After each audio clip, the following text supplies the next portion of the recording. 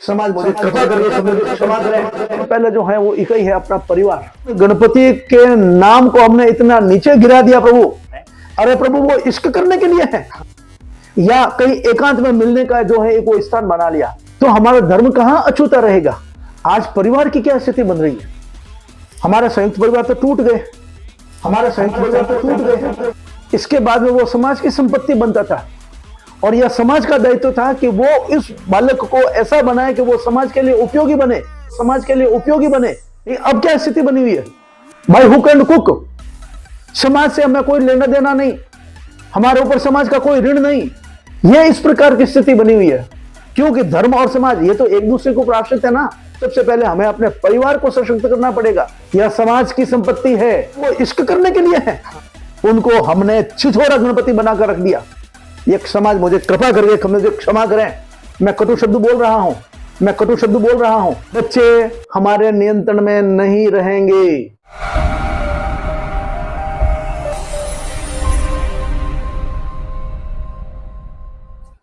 सनातन धर्म का ये उद्देश्य रहा है कि हम समाज के ऐसे शख्सियत के पास पहुँचे हैं जिन्होंने अपने जीवन का अमूल्य समय सनातन धर्म, सनातन संस्कृति के प्रचार प्रसार के लिए व्यतीत किया है।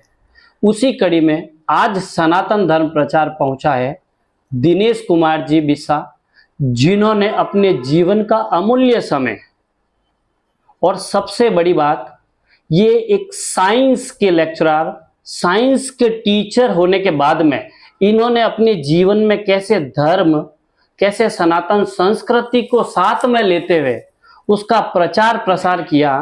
तो आज एक ऐसी शख्सियत से हम आपको रूबरू करवाने वाले हैं और आज हम उनसे जानेंगे उनके विचार, सनातन धर्म क्या है, सनातन धर्म की आज की क्या स्थिति है, सनातन धर्म को लेके आज की युवा पीढ़ी को ये क्या संदेश देना चाहेंगे। तो दिनेश जी, आपका सनातन धर्म में स्वागत है।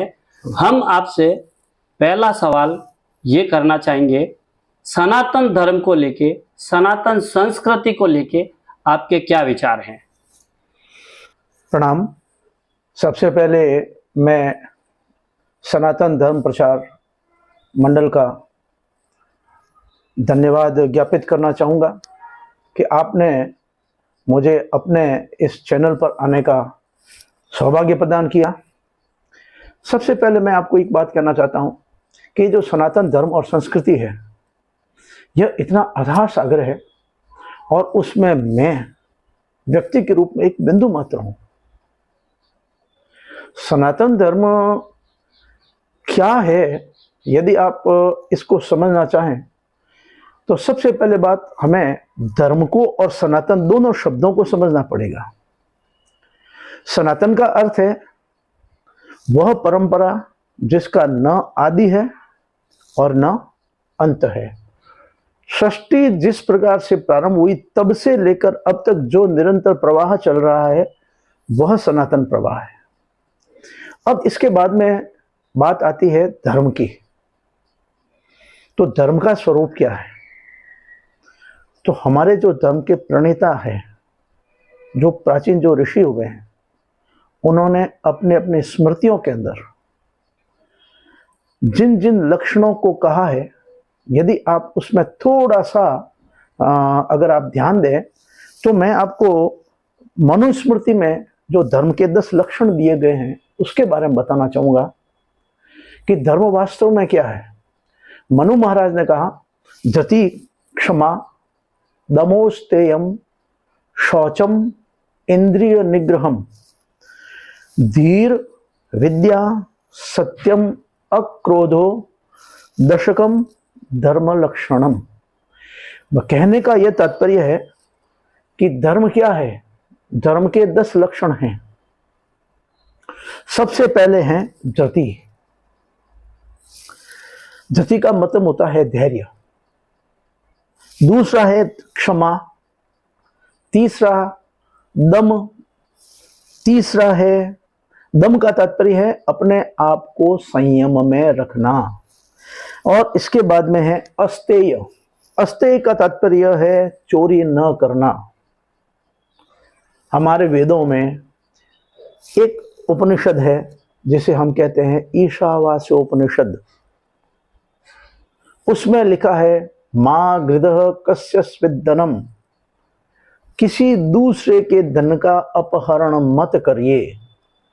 अब वो धर्म में क्या कह रहा है वो, कि किसी के धन का अपहरण मत कीजिए।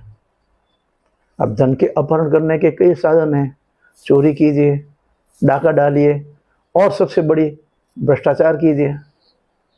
धर्म ने जो आज के युग में ज्यादा चलन में, आज के युग में है, तो उसको मना किया है, मां गृधः कस्यस्विद धनम। और उसे बिल्कुल सरल शब्दों में मनोज जी महाराज ने कहा है, क्या, अस्तेय। फिर इसके बाद में है शौच। शौच का तात्पर्य क्या है, बाह्य और अभ्यंतर की शुद्धि करना, शरीर को शुद्ध रखना, जिसे अपन करते हैं, दातुन करते हैं, स्नान करते हैं, मार्जन करते हैं, ठीक है नहीं, शौच निवृत्ति करते हैं, ठीक है ना। तो अपने शरीर को बाह्य रूप से शुद्ध रखना, और फिर अभ्यंतर की शुद्धि, मन की शुद्धि करना। मन की शुद्धि कैसे होती है, मन के अंदर जो 6 रिपु हैं, षड रिपु, किसी से ईर्ष्या करना, चुगली करना, जलन रखना, झूठ बोलना, तो ये जो 6 आपके षड रिपु हैं, 6 रिपु जो अंतस्थ हैं आपके अंदर, जो आपके ही शत्रु हैं, उनको दूर करो, ठीक है। इसके बाद में है इंद्रिय निग्रह करना। ये जो 5 इंद्रियां हैं हमारी, हैं ज्ञानेंद्रियां, और 5 जो कर्मेंद्रियां हैं, उनके ऊपर ऐसा नियंत्रण रखिए कि उसका विवेकपूर्ण उपयोग हो। देखने योग्य वस्तु को देखें, बोलने योग्य वस्तु को बोले, स्पर्श करने योग्य वस्तु को ही स्पर्श करें, और जो सुनने योग्य है उसी को सुने, सूंघने योग्य है उसी को सूंघे। तो अपनी इन 5 ज्ञानेंद्रियों को नियंत्रण में रखना, और इसके बाद में जो आपकी 5 कर्मेंद्रियां हैं, इनको भी नियंत्रण में रखना। अपने हाथ, पांव, वाक, पाणिपाद च उपस्थ पायु, इन सभी को नियंत्रण में रखिए, ठीक है नहीं। इसके बाद में आता है धी, मतलब सत्कर्मों से अपने बुद्धि को बढ़ाना। अच्छे अच्छे कर्म करते जाइए, आपकी बुद्धि का विकास होगा। बुद्धि तो दोनों प्रकार की है, ठीक है नहीं। आप सत्कर्म करेंगे तो भी, दुष्कर्म करें तो भी, इन दोनों प्रकार के कर्मों को करने में आपको अपने बुद्धि की आवश्यकता होती है, उपयोग करना पड़ता है, बुद्धि की आवश्यकता होती है। आप देख रहे हैं कि इन दिनों में जितने भी भ्रष्टाचार हो रहे हैं, जितने भी स्कैम्स हो रहे हैं, वो कोई मूर्ख व्यक्ति नहीं कर रहे हैं, बहुत अच्छे अच्छे हाईली क्वालिफाइड जो लोग हैं, इंटेलिजेंट लोग कर रहे हैं, ठीक है ना। तो बुद्धि तो है, उस बुद्धि के ऊपर आपका नियंत्रण नहीं। तो धर्म ने क्या कहा कि आप अपने बुद्धि को सदैव सत्कर्मों के अंदर लगाएं और उसका विकास करें। फिर विद्या, ज्ञान देना, ज्ञान कहीं पर भी हो, किसी के पास हो, आप उसको ग्रहण करिए। गुरु एक तत्व है, संपूर्ण सृष्टि आपकी गुरु है। दत्तात्रेय ने 24 गुरु बना दिए, एक नहीं 24 गुरु बना लिए उन्होंने। हर किसी से कुछ न कुछ ग्रहण। और आप देखते हैं, आप अपने जीवन में देखते हैं, आपके भी तो कई गुरु बने होंगे। गुरु कौन? जो किसी एक विशेष क्षेत्र में आपसे ज्यादा भारी है या ज्यादा जानकारी लेता है, रखता है, और उससे आप किसी ज्ञान को ग्रहण करते हैं, वो गुरु है, वो आपका गुरु है। तो अच्छी विद्या ग्रहण कीजिए। फिर वही बात आती है, फिर विद्या क्या है? वेदों में क्या कहा? सा विद्या या विमुक्त। ये विद्या वही है जो आपको मुक्त करे, और मुक्ति किससे करे? हर प्रकार से आपको मुक्त कर दे, आप स्वतंत्र हो जाएं, चिंतन के अंदर स्वतंत्र हो जाएं, कर्म करने में स्वतंत्र हो जाएं, लेकिन स्वतंत्रता कैसी हो? जिसके ऊपर एक अनुशासन हो। किसका? ये धर्म के 10 इन लक्षणों का। ये जो धर्म के 10 स्तंभ हैं, इसी 10 स्तंभ, हाँ, इन्हीं 10 स्तंभों के ऊपर आपका धर्म आधारित है। और यही धर्म आपको एक श्रेष्ठ मनुष्य की तरफ लेकर जाता है।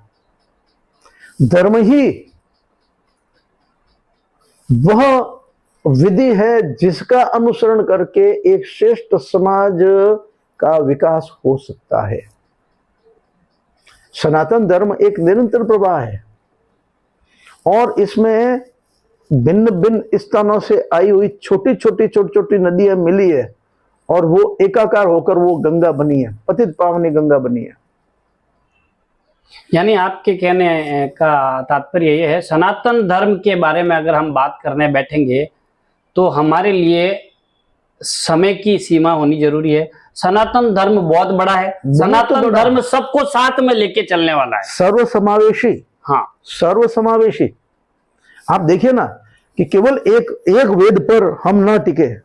सनातन की यात्रा केवल एक वेद तक आकर ही सीमित नहीं हो गई, फिर एक वेद से 4 वेद हो गए ना। बिल्कुल बिल्कुल। यजु भी आया, साम भी आया, अथर्व भी आया। अब इसमें भी ज्ञान पिपासा या खोज की यात्रा यहां पर भी नहीं रुकी। फिर उससे आगे उपनिषद आ गए, यहां पर भी कई प्रश्न रह गए, तो फिर उससे आगे आ गए हम। निरंतर खोज चलती रहेगी। कई ब्राह्मण ग्रंथ बने, आरण्यक बने, और इसका कोई और अभी भी उसके ऊपर आप जैसे जो साइंस से जुड़े हुए हैं, जबकि मैंने मेरे बचपन में सुना है साइंस और धर्म की कभी नहीं बनी है, लेकिन साइंस के लेक्चरर होने के बाद में भी धर्म का इतना ज्ञान, इतना प्रचार प्रसार, ये एक अविश्वसनीय चीज है। और मेरा दूसरा सवाल आपसे रहेगा, आज की जो युवा पीढ़ी है उनकी नजरों में धर्म का क्या मतलब रह गया है और धर्म आज कहां टिका हुआ है, उनको आप क्या संदेश देना चाहेंगे? धर्म का सबसे पहले जो है वो एक ही है, अपना परिवार। आज परिवार की क्या स्थिति बन रही है? हमारे संयुक्त परिवार तो टूट गए, एकाग्र चिंतन हो गया। पहले बच्चा जब जन्म लेता था, इसके बाद में वो समाज की संपत्ति बनता था और यह समाज का दायित्व था कि वो इस बालक को ऐसा बनाए कि वो समाज के लिए उपयोगी बने। अब क्या स्थिति बनी हुई है? अब वो बच्चा जो है वो व्यक्तिगत संपत्ति बन गया। उसे, मुझे अपनी जो अतृप्त जो इच्छाएं रह गई है उसको, उसकी पूर्ति का उसे साधन बनाता है उस बच्चे को, बाय हुक एंड कुक। समाज से हमें कोई लेना देना नहीं,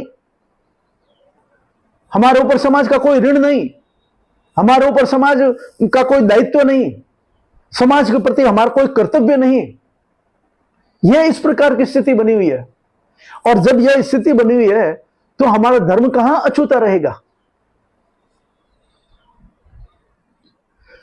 जैसे ही यह परिवार की संस्था जो है इसका विनाश होना शुरू हुआ, इसका क्षरण होना शुरू हुआ, वैसे वैसे हमारे धर्म का भी क्षरण होना शुरू हो गया। क्योंकि धर्म और समाज ये तो एक दूसरे को आश्रित है ना। एक अगर दरकेगा तो दूसरा भी दरकेगा, निश्चित रूप से दरकेगा। तो सबसे पहले अगर हमें अपने धर्म को सशक्त करना है तो सबसे पहले हमें अपने परिवार को सशक्त करना पड़ेगा। कोई बात नहीं, हम एक घर के अंदर 50 जने जो है न रह सकते हो, लेकिन कम से कम हमें अपने कुटुंब के साथ प्रेम का भाव तो रखना पड़ेगा। उनके साथ आना जाना, उनके साथ बैठना, और यह सोचना कि यह बच्चा मेरा नहीं, यह समाज की संपत्ति है। और इसलिए एक अच्छे समाज के निर्माण के लिए इसका किस प्रकार से विकास किया जाए, यह इस समाज को तय करने दो। तब कहीं पर जाकर हमारा समाज भी बचेगा और हमारा धर्म भी बचेगा। मैंने आपको कहा था कि धर्म के जो 10 लक्षण हैं यह समाज के द्वारा ही निर्धारित किए जाएंगे, ये समाज के द्वारा ही विकसित किए जाएंगे। हम अपने धर्म स्थलों पर क्या देखते हैं? किस प्रकार के कपड़े पहनकर बच्चे वहां पर जाते हैं? क्या हम वहां पर धार्मिक भावना से ओतप्रोत होकर जा रहे हैं? हमने उन स्थानों को भी पिकनिक स्पॉट बना लिया, या कहीं एकांत में मिलने का जो है एक वो स्थान बना लिया। मुझे शर्म आती है भाई साहब, मुझे क्षमा करेंगे, अपने जोधपुर के अंदर भी एक गणपति है, उन गणपति के नाम को हमने इतना नीचे गिरा दिया प्रभु। हाँ, उस गणपति का नाम ईसकिया गजानन जी रख दिया। आप नहीं बोल पा रहे, लेकिन मैं बोल पा रहा हूँ, ईसकिया गजानन जी जो जोधपुर में है हमारे। अरे प्रभु, वो इश्क करने के लिए है। हाँ, ये समाज ने ही तो नाम दिया है, हमारे समाज ने। मैं यही कह रहा हूं कि हमारे समाज का जहां ये पतन हुआ है, जो गुरु गणपति हैं उनको हमने छिछोरा गणपति बनाकर रख दिया। एक समाज, मुझे कृपा करके मुझे क्षमा करें, मैं कटु शब्द बोल रहा हूं।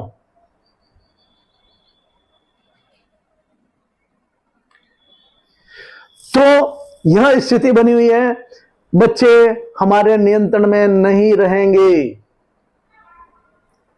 कम से कम हमें अपने परिवार को सुधारना चाहिए। हम अपने घरों में बैठें तो बच्चों के पास, आज बच्चों के हाथ में मोबाइल है, वो शॉर्ट वीडियोस देखते हैं, कोई किसी का नियंत्रण नहीं। परमात्मा जाने उसके अंदर कैसे कैसे विज्ञापन आ जाता है, शर्म आ जाती तत्काल। छोटे बच्चों को तो पता नहीं, वो बार बार उसको रिपीट करके देखते होंगे। क्या मेरी पीढ़ी का तो मैं जानता हूं कि मेरे दादाजी, दादी जी, मेरे ताऊ जी, वो मुझे अपने धर्म की ऐसी ऐसी कथाएं सुनाया करते थे।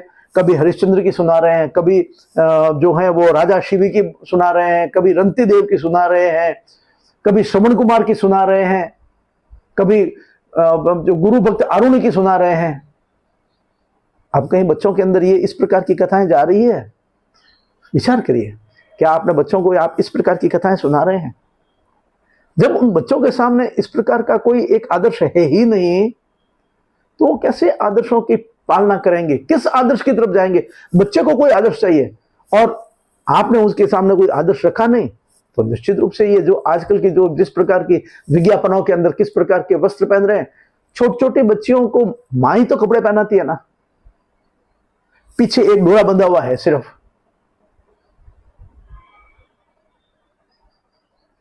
छोटे बच्चे को आप पहले से ही नग्नता सिखा रहे हैं, वो बड़ी होकर वो इसी प्रकार के वस्त्र पहनेंगे। भाई हमारे मारवाड़ी के अंदर तो एक मैंने कहावत सुनी है, और वो कही, लोग स्वभाव तो पैरनो और घर स्वभाव तो खारनो। आप इस प्रकार के वस्त्र पहनाकर अपने बच्चियों को, बच्चे तो पूरे यहां तक के पहने हुए हैं, लड़के तो, और वो लड़कियों के अंदर जो है वो अपने तन की नुमाइश करने की जैसे कोई होड़ मची हुई है। और इस प्रकार के वस्त्र पहनकर हम कहां जा रहे हैं? मंदिरों के अंदर। और मैं साधु संतों पर कोई टिप्पणी नहीं करना चाहूंगा, हो सकता है वे भी हताश हो गए हो और उन्होंने अपना प्रयास छोड़ दिया हो, क्योंकि समाज में लोगों की संख्या ज्यादा है, साधुओं की संख्या कम है। हो सकते हैं वो भी हताश हो गए हों। लेकिन मेरा इन साधु संतों से भी हाथ जोड़कर निवेदन है, कृपया समाज के अंदर अधिक से अधिक प्रवेश करें। दिनेश जी, आपकी बात से मैं सहमत हूँ। जैसे आपने अभी समाज से हाथ जोड़ के माफी मांगी, मैं साधु संतों के बीच में, ज्ञानियों के बीच में जाता रहता हूँ। सभी की ये एक समस्या है, लेकिन कुछ संत बोल देते हैं और कुछ बोल नहीं पा रहे हैं। तो मैं आपके माध्यम से, सनातन धर्म प्रचार के माध्यम से सभी समाज के गार्जियंस, माता पिता, मेरे आदरणीय सभी जो सम्मान तुल्य हैं, उनको यही संदेश दूंगा कि जो आपने, यानी दिनेश जी ने जो बात कही है उस पर गौर करें। ये वीडियो बच्चों को दिखाएं। तो दिनेश जी, आपने अपना अमूल्य समय हमें दिया, आपने अपने जीवन का जो ज्ञान था वो हमारे दर्शकों के लिए प्रसारित किया, और हम आपसे आगे भी ये उम्मीद करेंगे, आगे की कड़ी में हम आपसे मिलेंगे।